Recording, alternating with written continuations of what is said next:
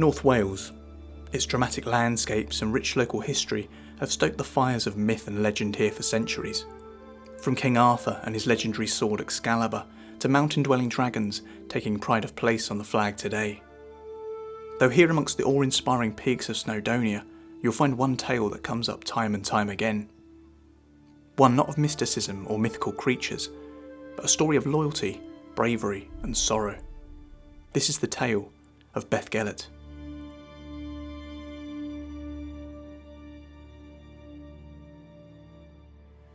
In the 13th century, Prince Llywelyn, Lord of Snowdonia, was staying at his castle in the shadow of the mountains with his wife and newborn child.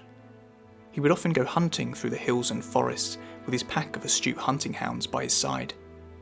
Though it was one Irish wolfhound that Llywelyn held in the highest esteem, named Gelert. A gift from King John, Gelert was more than just a proficient hunting hound, but a faithful companion to Llywelyn. For many years, seldom would you find the prince apart from his hound. As preparations began for the morning's hunt, the prince called for Gelert, but his companion was nowhere to be seen.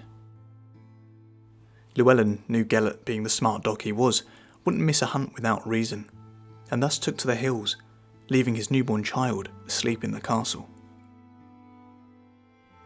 As dusk began to draw in, the hunt returned.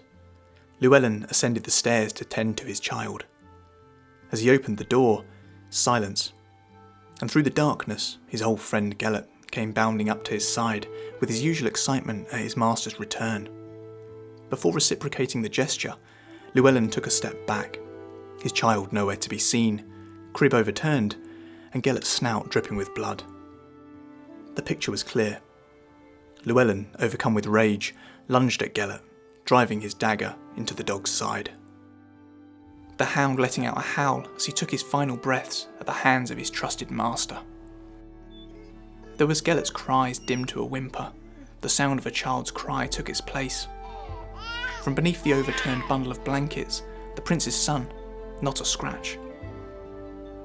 As the moonlight pierced through the clouds that veiled the evening sky, revealing lying next to the infant's crib, the lifeless body of a mighty wolf. It was at that moment that Llywelyn was struck with the realisation Gelert had protected his newborn son from the ravenous wolf, staying loyal till the last.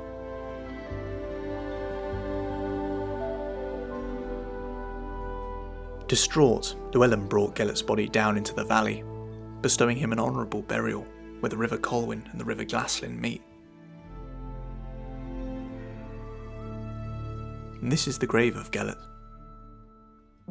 You'll find the Welsh and English translations of the legend inscribed upon these what looked like tombstones.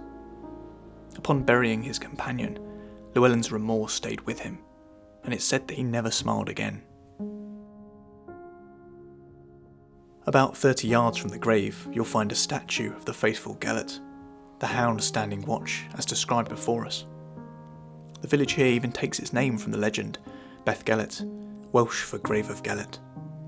The legend not only an integral part of Welsh folklore, but one that's disseminated across the British Isles, as popular today as ever before, still drawing people to this otherwise unassuming village in the heart of Snowdonia. So what evidence do we have to corroborate the tale? Prince Llywelyn was in fact a 13th century Welsh ruler, and did build the castle here, a stone's throw away from what would become the village of Beddgelert. Much of the prince's life has been documented, though interestingly, no mention of the faithful hound Gelert. That is until the 18th century, the story bearing striking similarities to several well-travelled folktales from around the globe. In Blackburn's 1996 book, The Brahim and the Mongoose, it's described how an Indian folktale following the motif of Gelert and the wolf has influenced numerous local tales across Asia and Europe, teaching of the consequences of rash actions, each with different characters and animals based on their location. So if the tale of Gelert is derived from the fable, who brought the story here to the mountains of North Wales? All evidence points to one man, David Pritchard, landlord of the local Royal Goat Inn. It's suggested that in the late 1700s, in an attempt to boost tourism to the village and increase trade to the inn, the story was fabricated by Pritchard, taking the established basis of the Honourable Hound tale and incorporating elements of local history in Prince Llywelyn to craft a convincing legend. And convincing it was, inspiring songs, poems, and still to this day drawing thousands of visitors every year, for whom the tale still resonates, proving that even in our modern world, there's still a place for our captivating and enigmatic folklore.